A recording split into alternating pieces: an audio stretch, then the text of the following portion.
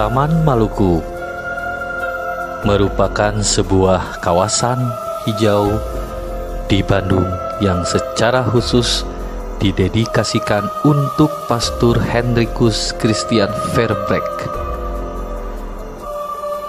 Taman Maluku dibangun oleh lembaga asal Belanda, yaitu The Dutch East Indian Army di Citarum, Kota Bandung.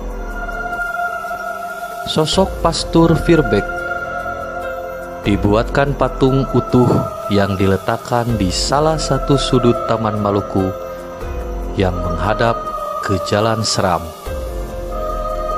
Tidak dipungkiri bahwa Taman Maluku merupakan salah satu titik paling menyeramkan di Kota Bandung. Keberadaan patung Pastor Verbeek di Taman Maluku telah berkembang menjadi sebuah urban legend yang cukup terkenal. Konon, sang pastor dapat berjalan saat menjelang tengah malam. Beberapa saksi mata mengaku sangat ketakutan saat melihat patung bergerak ketika melintas di depan Taman Maluku. Pastor H.C. Verbeek merupakan seorang berkebangsaan Belanda yang lahir pada 28 Maret 1835. Pria yang bercita-cita menjadi pedagang ini mengawali karir sebagai rohaniawan tahun 1862. Tugas pertamanya di Padang pada tahun 1872. Setelah melaksanakan tugas di Aceh, Pastor H.C. Verbeek diutus ke Aceh dari 1884 hingga 1907. Selama bertugas di tanah Suwarna Dwipa, Pastor Verbeek dikenal sangat tulus dan penuh kasih. Hari-hari dilewatinya dengan merawat korban-korban luka akibat perang antara Hindia Belanda dan pribumi. Sosok pastor ini begitu disegani. Seringkali banyak pejabat pemerintah datang untuk meminta nasihatnya. Tidak ada satupun catatan yang menunjukkan keterkaitan antara Pastor Verbeek dengan Bandung. Konon, sang pastor sama sekali tidak pernah menginjakkan kakinya di Bandung. Akhir hayatnya pun masih menjadi perdebatan.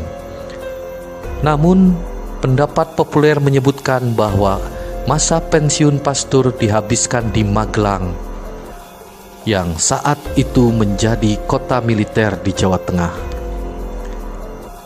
Siapa yang tak kenal Risa Saraswati, anak indigo yang populer berkat buku-bukunya yang bestseller di hampir semua toko buku di Indonesia.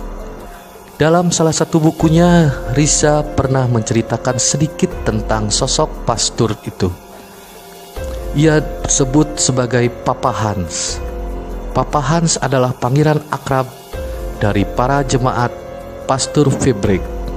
Risa menceritakan bahwa Papa Hans menghabiskan akhir hayatnya dengan menjadi pemuka agama di Bandung. Saat itu, Papa Hans ikut menyelamatkan warga Belanda dari kepungan tentara Jepang.